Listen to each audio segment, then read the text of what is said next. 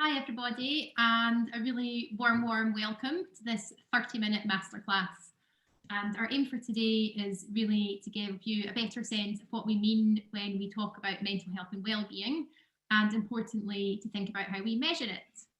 And for that, we'll be focusing on the Unmind Index, which is our unique measure of mental health and well-being. So we'll talk it through, and then we'll be doing a live demo towards the end. We'll try and answer any questions that come up in the chat. We have our colleague Sally monitoring the chat as well for any technical problems. And if we don't manage to address questions as they come up, we'll certainly aim to address them afterwards. So by means of a very brief introduction, Kate and I are both clinical psychologists, and we work closely with teams across Unmind and also with our external experts. I'm Heather. I'm head of psychology here, and my role really involves ensuring the quality of various elements of the Unmind platform, and also focusing on measurement and research evaluation. I'll pass briefly to Kate. Hi, I'm Kate. So I'm currently working as the psychology lead at Unmind, and my role is more working with the experts to create the content to make sure it's kind of high quality and all evidence-based. And a very quick reminder of what Unmind is. So it's a mental health platform where you can measure and manage various aspects of your mental health and well-being. You can use it on desktop, and you can also download it for app use if you want to use it on the go, and we'll share some instructions for that at the end for anyone who doesn't have an account yet. And within the platform, you'll find a huge suite of series. We've got over 50 learning and development programs, and they're all designed to empower you and equip you with knowledge and skills across a range of topics, with things like managing your mood, sleep, procrastination, parenting, stress. The list is almost endless. And there's also a vast collection of tools for use in the moment, so things to help you relax or to switch off and unwind, and also a nice suite of fireside chats if you just want to listen in to an interesting conversation. And just a reminder that all of our content is created by experts, whether they're clinicians or academics or experts by experience. And of course, one of the unique features of the platform is the index, our measurement tool, which we're mainly going to focus on today. So as we get started, we thought it'd be nice to run a quick poll. This is the only poll we'll be running today. And really, we have so many trackers available to us on wearables and smartphones, and we thought just to be interesting to get a sense of what sort of things people track. You can only choose one answer. So if you track more than one of these things, maybe pick the one that you use the most or the one that's your favourite. And if you can't see anything there that you do track, feel free to drop in the chat if there's anything that we've not thought of.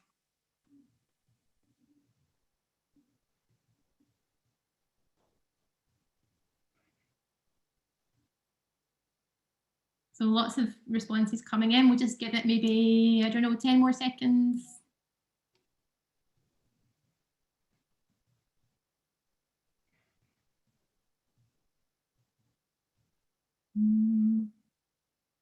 Okay, I'm gonna end the poll in 5, 4, 3, 2, 1. Okay, I'll just share the results. Okay, so really interesting. The most popular is step count, then exercise, sleep. About 16% of people tracking mental health and well-being. That's really interesting. Not many people tracking things like alcohol, but it's really nice to see this spread actually. But yeah, looks like step count is absolutely the most popular, and I'm not surprised that sleep is quite high up there as well. And that's the thing, I think, with measuring these things. It's so common to track these things. There's certainly quite a few on this list that I track. And the thing about measuring these things is we absolutely pay more attention to them. And when we pay more attention to them, we're more likely to proactively work on them. So people who track steps are probably finding you pay more attention to how many steps you're taking, and maybe you tend to take the stairs more often or kind of walk that extra mile. If you're tracking your sleep, you're probably more mindful about getting to bed at a decent time and really sort of paying attention to what is kind of making your sleep kind of better or worse. I'm just going to stop sharing this one. I'm not that skilled on polls these days. Okay. Someone else has said, yeah, nutrition in the chat. I would absolutely think, yeah, tracking nutrition again probably makes you much more aware of what you're eating as well. And water, again, yeah, I think tracking your water, you're much more likely just to make sure you're kind of getting the hydration you need. I guess we're here today to talk about mental health, and we're definitely big advocates of tracking mental health. And I'm going to pass over to Kate now, just to think a bit more about that. That was great. Someone just said water as I was drinking some water myself. Yeah, I'm certainly tracking that today. So before we talk about kind of mental health and what to track, I just wanted to talk a little bit about why it's important to measure specifically mental health. So essentially by measuring it, we get to know it. And I think when we have that awareness, we're more able to take action. So that idea of knowledge being power. And there are a few kind of important reasons why. So firstly, quite often we don't notice more subtle changes in our mood or anxiety. But if we can spot those, it's sort of like an early warning sign that we can do something earlier before it maybe becomes more of a problem. The second is tracking means we can spot patterns. So if, for example, you notice you're connecting a lot with other people and your mood is higher, that gives you more information of what you can do more of. And equally, if you were drinking more alcohol than normal and you notice your mood is lower, again, that's something to address. The third thing is it can give insights beyond physical health. So quite often we might notice that we are tired or we are tense, but we don't tend to notice that actually that tiredness might be low in mood, or that tension might be anxiety. So by really honing in on the specifics, we can learn a lot more about our mental health and not just our physical health. And in doing that, we can also kind of work out where to focus our efforts. So there's a lovely analogy of when you go to the gym, you might be overwhelmed by all the machines and not know which one to use. And that is overwhelming. But what you can do is if you decide you know already what you want to work on, or maybe you have an assessment with a personal trainer to help you, once you identify what the issue is, you then know which machine to use to target that. And very much the same applies in mental health. If you are tracking something, you can identify what it is, you can work out which strategy is going to help you best. So in terms of, okay, well, what are we measuring? So I've told you that tracking is important. We do that in all these different areas. So we should do this in mental health as well. But what do we track when it comes to mental health? And I think it's actually quite hard to know from the outset. So I think people have already said in terms of tracking sleep or steps, there's some clear guidance on that. So we know how many to aim for, but mental health can be so broad and it can feel a bit woolly that that's not always the case. And that's really because it's quite hard to define. And just to kind of illustrate this point, I thought we could do not a poll, but just if you can pop a few words into the chat of when I say the term mental health, what does that kind of conjure up, or what does that mean for you? Absolutely no right or wrong, just like go with your gut of like the first words that come into your mind. And then we'll pick some of these out. So we've got anxiety, happiness, lost, stigma, balance. I can't read them fast enough, there's so many. Feelings, pressure, positive, state of mind. I'll just leave a few seconds for some more to come in because there's heaps there. I think even in just these ones, you can see exactly the difficulty in definition, because everyone's kind of opinion or vision of mental health can be quite different. And some people are coming with a very kind of positive word and others with more negative connotations, which I think is quite interesting. I don't know if Heather, you can pick up on any of it. Yeah, there's so many answers. This is lovely. Lots of people talking about kind of the ability to deal with what life throws at you, balance, strength. Some people are describing it quite positively, some quite negatively. Yeah, and I guess it just shows like there's no kind of right or wrong way to describe mental health, and it's kind of very subjective as well. But we've kind of pulled together one kind of definition that I guess we at Unmind quite like as an overarching definition of mental health. So, and thank you everyone for taking part in that. I think it's great when people get involved in the interaction, and I think everyone can learn quite a lot from those words coming through as well. So the definition, I'm going to read it to make sure that I read it correctly. So it's from the World Health Organization, which mental health is a state of well-being in which every individual realizes their own potential, can cope with the normal stress of life, can work productively and fruitfully, and is able to make a contribution to their community. And personally, what I love about that definition is it's not just about the absence of mental disorder or difficulty. It's like a much broader definition that encapsulates a lot of the words that everyone just put in the chat earlier. But I think the flip side of that is because it is very broad, it can feel a bit confusing about where we should focus. So this is kind of what we wanted to then move on to talk about today is what we need to kind of incorporate is this spectrum. So a lot of measures when people are tracking mental health focus on the right hand side, this idea of like struggling or problems. So if you're suffering from depression or anxiety, there are lots of tools out there that can measure that. But then there are other measures which focus more at the green end. So like a global measure of flourishing, for example, that you might want to track. But I think what we really want to do is try and kind of encapsulate that whole spectrum, because we can move up and down it all the time. And it's really good if we can know whereabouts we are on that. And that's very much the ethos of Unmind, is that we want to provide something for everyone wherever you are on that spectrum, because we all do move along it as well. And then we also wanted to include the idea of the whole person. So quite often a measure might just focus in on the physical, like we've said, tracking your steps or exercise in general, or they focus very much on the psychological, so people's mood or anxiety. But actually we're made up of a lot more than just those things. So we want to kind of include the physical health, so that's your brain and your body, your social health, so that's connections, relationships with other people, and also the psychological aspect, so that's your thoughts, your feelings, attitudes, emotions. And we want to look at like the whole person, so thinking about that spectrum, but thinking about where we fit on it and all of those important aspects of ourselves. And there isn't really a measure, or certainly not an amazing measure, that captures that whole spectrum, and that's a preventative approach and holistic approach.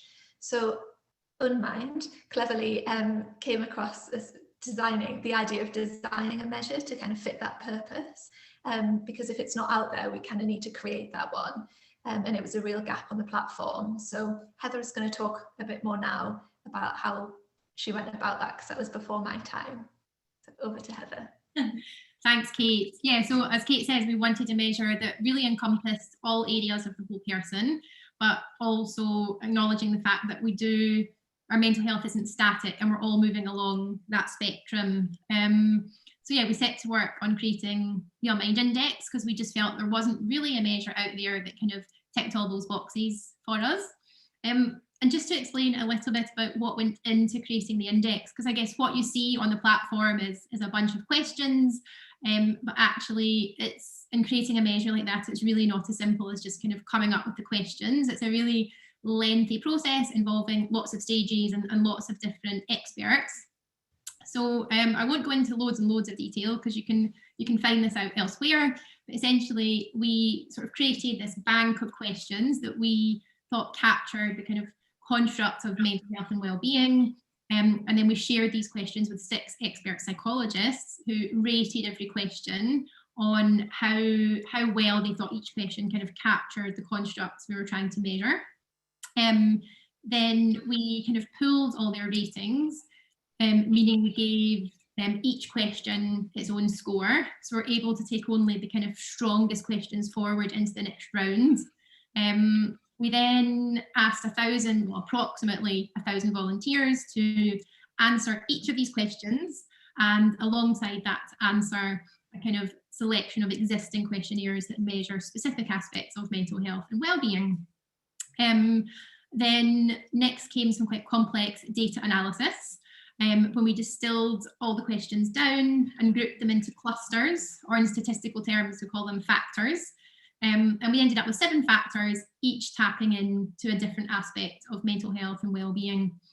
And we did all this work in conjunction with the Psychometric Centre at the University of Cambridge, and we'll shortly be publishing a paper with them that documents this whole process. So if anyone's interested, you can look out for that kind of coming off the press soon. But let's dig into the 7 factors.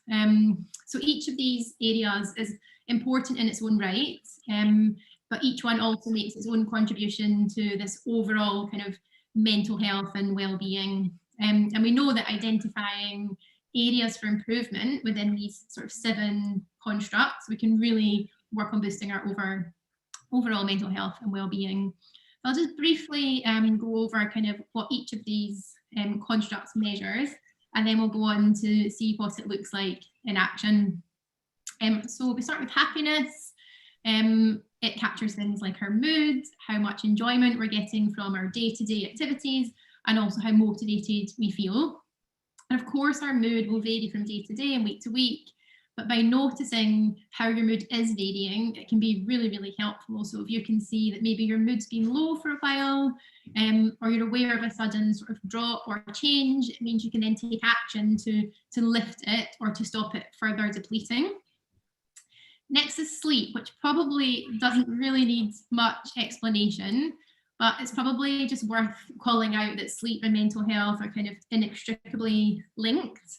And disturbed sleep can be a sign of a change in your mental health, maybe sort of indicating that you're moving up or down the spectrum a little bit. So often if we're stressed or anxious, we can struggle to get to sleep. If we're low in mood, sometimes we can sort of wake up feeling we're just not well rested, no matter how much sleep we've had. Or maybe we're just finding we're sleeping more than usual. But understanding your sleep, as many people are tracking, and I imagine probably people who are tracking their sleep already maybe do notice a link between sleep and mental health. Next up is coping, and coping really is kind of an inverse of stress. And our sense of coping really kind of reflects how able we feel to sort of juggle the demands of life, like all the demands that are placed upon us. And if we feel like we're sort of trying to juggle more than we can cope with, we'll start to feel stressed. So again, if you can identify that you've sort of tipped into feeling stressed, then you're much more likely to be able to take action and kind of mitigate that stress before it turns into something a bit more severe. Calmness, this scale reflects worry and anxiety and our ability to kind of switch off from our thoughts.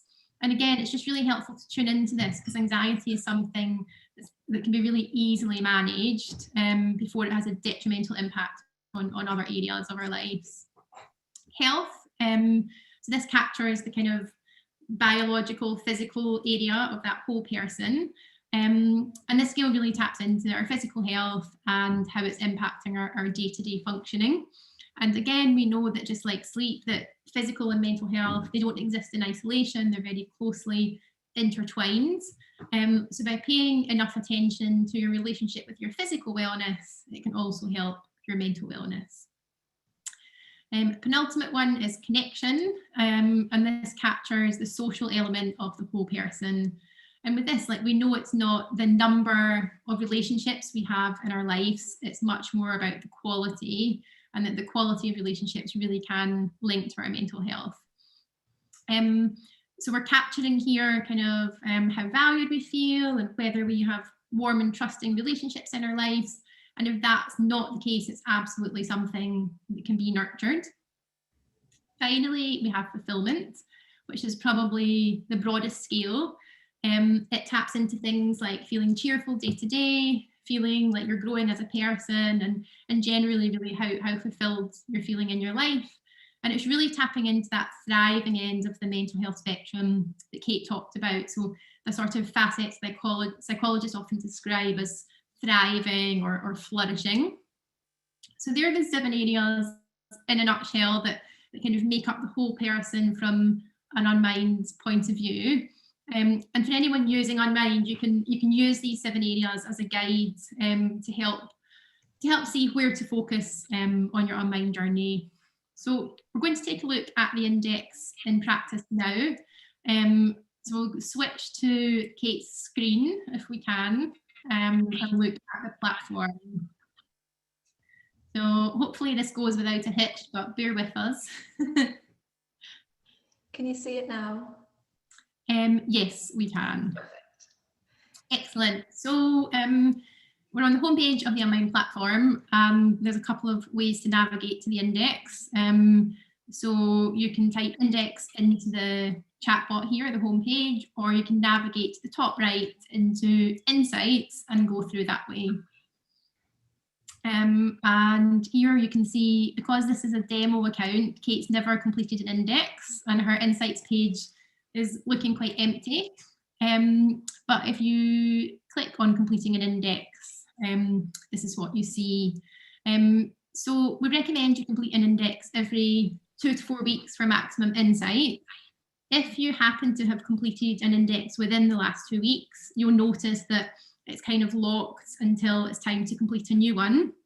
And that's just because it's not something you need to complete kind of very frequently. We recommend every 2 to 4 weeks. And I saw in the chat someone had mentioned the check-in, and really if you want to check your mental health kind of day to day, we'd recommend using the check-in function, which is in that top navigation bar. But yeah, this is the index. So a reminder before we get started is everything in the Unmind platform is completely confidential, and that of course includes the index. So any answers you submit here, nobody's seeing them, they're just your answers. But yeah, let's get started. So you can see it's asking, it's kind of asking you to tune in to the last 2 weeks. Just get started, Kate, and I'll sort of talk as you're completing. Asking you to tune in to the last 2 weeks as a time frame, and all the questions are asking in that 2 weeks, how often have you had this particular experience, from no days to every day.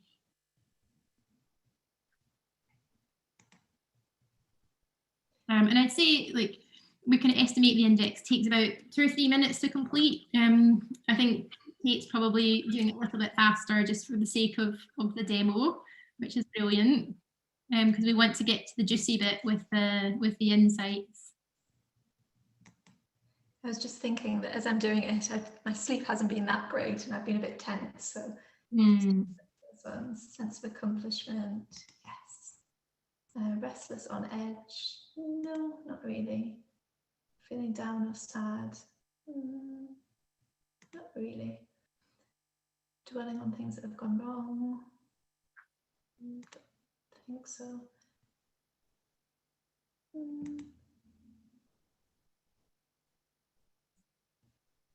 Yes.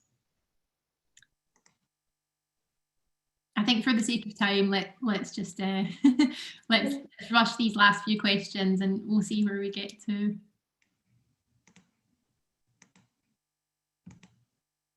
There we go. Excellent. So if you submit your answers, we see your insights page. So this is what you'll see on completion of an index. So you can see this kind of overall score of 57 just up at the top, which is kind of your, I guess it doesn't really mean anything in one sitting, but this overall score kind of helps you track your well-being over time. And you can see the graph just in the top right, that again, it's blank because this is Kate's demo account and she's not been completing indexes, but generally this chart will help you track your overall index score over time, but you can also track the individual subscales. So all these kind of pretty colours and the 7 subscales below kind of give a bit of an oversight into how things are. And I think just the first thing I notice is that, Kate, your sleep hasn't been too great recently. It's looking like quite a low score. So what I'd recommend you do is just to click onto sleep and to see what it says. So every subscale has personalised feedback based on your score, and hopefully everyone can see, but essentially it's kind of summing up what we've already said, that Kate's sleep hasn't been too great lately, and it's giving some content recommendations. So there'll always be content recommendations aligned with your score, and we will always suggest series that you might want to try along with tools. And series are the educational learning programs that you tend to do over the course of at least a few days. And then tools are things that you might use in the moment. So particularly for sleep, we've got lots of tools designed to help you get sleep. So it might be worth just clicking on one of the links, maybe Understanding Sleep, Kate, just to show. So this, yeah, this is absolutely the landing page for Understanding Sleep. And if Kate, if you were interested in doing the series, you would just begin, and that would be it. But it might be worth navigating back to Insights. And yeah, maybe it's worth clicking on, will we click on happiness or connection? Let's click on connection. Connection, okay, that's 60%. So again, there's just a bit of explainer there around why connection is important for mental health. And again, it's suggesting content that might help improve that sense of connection. So we have a few different series focusing on different aspects of relationships. And then it's also directing you to another feature of the platform, which is to send praise. And again, all these links are clickable and they'll take you straight to where you need to be. Again, we probably don't have a whole lot of time to demonstrate praise, but it's a really nice, fun feature of the platform where you can send praise and recognition to colleagues, but also to anyone else who's not even an Unmind user. And it absolutely serves to kind of boost that sense of connection and positivity. I think that's one of my favourite bits of the platform at the moment. It's just so nice to give praise as well as receive it. Yeah, it's really, it is a really nice touch, and particularly now that you can. It used to be you could only share praise within your company, but now you can share it externally as well, which is really, really lovely. I'm conscious of time. I hope that's given everyone a little insight into what happens when you complete an index, but obviously it's much nicer doing it for yourself and getting your own personalised recommendations as well. And we have so much content in the platform that really the index is quite fundamental. It's a real kind of crucial part of the journey, and it's absolutely not compulsory. But by completing the index, it's much easier to then connect with the content that's going to be most helpful for you. And just linking back to all the other things we're tracking, like it absolutely tracking your mental health and getting insight into that can absolutely help you manage it as well. So I think that's a very quick whiz through kind of why we see measurement as important, how we can measure it in a scientific way, and how to kind of embed that and do that routinely. So just as a kind of bit of a plug at the end, if you don't have an Unmind account already, do sign up. It's completely free, and as Heather said, it's completely confidential. You can use this QR code. If you download it on your phone, you can take it with you, so it's kind of very convenient. And I would absolutely love if you got to that stage and wanted to do that, you then complete an index and perhaps even go one step further and try out some of the recommendations that it gives depending on your score, as Heather said, whether that's a tool or it's some praise for connection or one of the series. I think that's us in a nutshell, and I think we're almost on time. I don't know if there's any final questions. We've got like 1 minute left. I think there's so many. I think we've got about 12 questions, and I wish we had time to answer them all. I think there'll be some follow-up from the team, and hopefully we can kind of try and answer some of those questions in that follow-up. It's so hard to kind of pick one question. But thank you everyone for all your input. It was really lovely to see the chat going. And yeah, we'll kind of look forward to following up and hopefully answering the questions that we didn't manage to address. And yeah, enjoy Unminding. Hope you enjoy the index, and we're always up for hearing feedback on it as well. Fantastic. Thanks everyone. Thanks for joining. Thank you.